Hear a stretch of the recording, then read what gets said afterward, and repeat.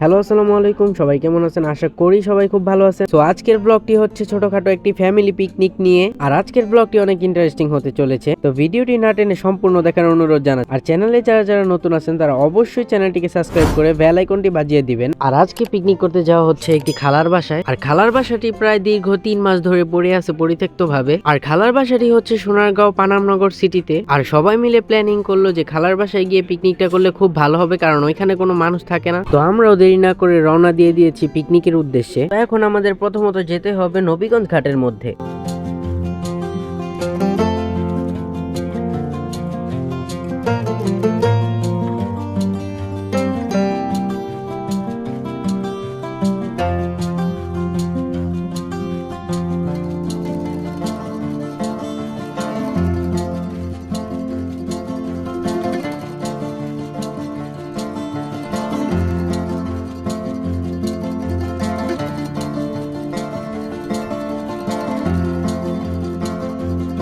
তো আমরা আগে থেকে বাসার থেকে বিরিয়ানি রান্না করে নিছিলাম, আর রেস্তোরাঁ থেকে যাওয়ার সময় আমরা রোস্ট, দই, মিষ্টি এগুলা কিনে নিলাম। আর যাওয়ার পথে কালীবাজারের এই জায়গাটার মধ্যে অনেক জ্যামের মধ্যে হয়রানি পোহাইতে হয় আমাদের। যারা নারায়ণগঞ্জের মধ্যে থাকেন তারা অবশ্যই জানেন এই জায়গাটার মধ্যে কতটা জ্যাম থাকে।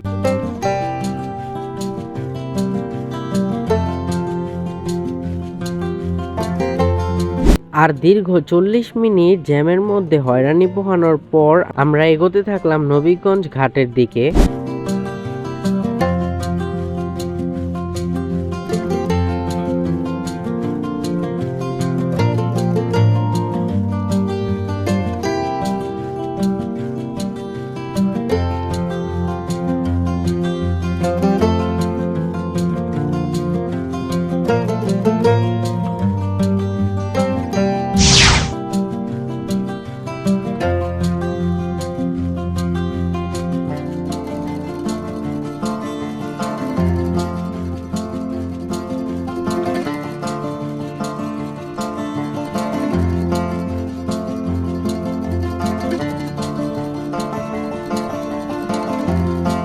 তো বলতে বলতে এখন আমরা এসে পড়লাম নবীগঞ্জ ঘাটের মধ্যে।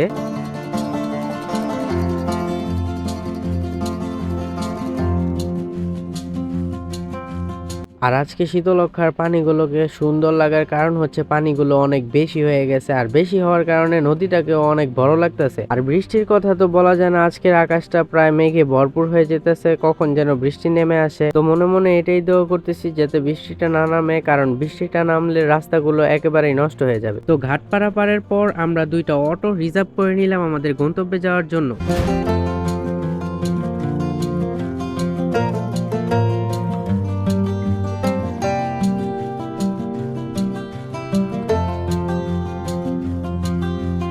আর আমরা সোনারগাঁয়ে যাওয়ার জন্য বন্দরের রাস্তাগুলি ব্যবহার করতেছিলাম, কারণ বন্দরের রাস্তাগুলি অসম্ভব সুন্দর আর আমার কাছে বন্দরের রাস্তাগুলি খুব ভাল লাগে। তো আপনারাও আমার সাথে মিউজিক শুনতে শুনতে এনজয় করুন।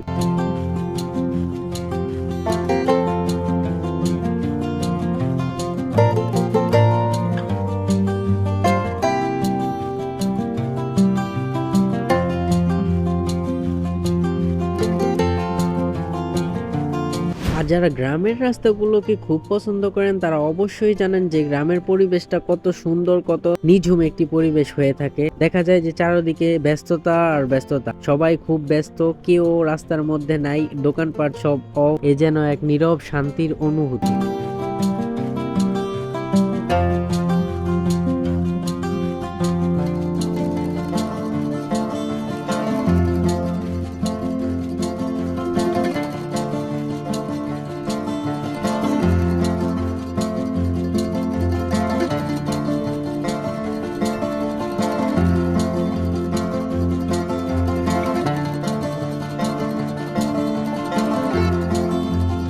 অবশেষে বলতে বলতে এসে বললাম হচ্ছে খালার বাসায়। আর খালার বাসায় এসে খুবই শান্তি অনুভব হচ্ছে। খালার বাসাটি দীর্ঘ 3 মাস যাবত পড়েছিল, আর এখানে তারা দেখাশোনা করার জন্য একটি লোক রেখেছিল। তো উনিও দেখে আমাদের অনেক খুশি হয়েছে। আর এই বাসার মধ্যে খাট, টেবিল, সোফা সবই আছে। আর এখন আমরা খাবারগুলো যেগুলো আনছি এগুলো এখন গরম করব, আর গরম করে সবাই এনজয় করে খাবো।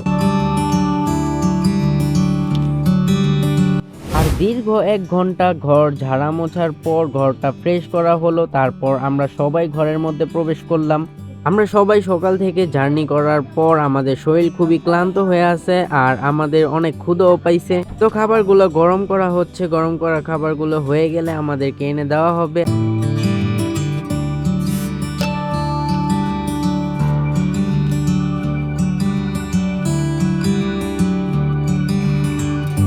আর খাওয়া দাওয়া শেষে বাড়ি দেখশনের দায়িত্বে যারা ছিল তাদের পক্ষ থেকে আমাদেরকে দেওয়া হলো গ্রামীণ একটি দই, আর যেটা আমার কাছে খুবই ভালো লাগছে। আর দই আমার কাছে সবসময় পছন্দের একটি খাবার। তো আজকের জন্য এই পর্যন্তই। যাদের ভিডিওটি ভালো লাগে ভিডিওটিতে লাইক করে দিবেন, আর যারা চ্যানেলের মধ্যে নতুন আছেন তারা অবশ্যই চ্যানেলটিকে সাবস্ক্রাইব করে দিবেন।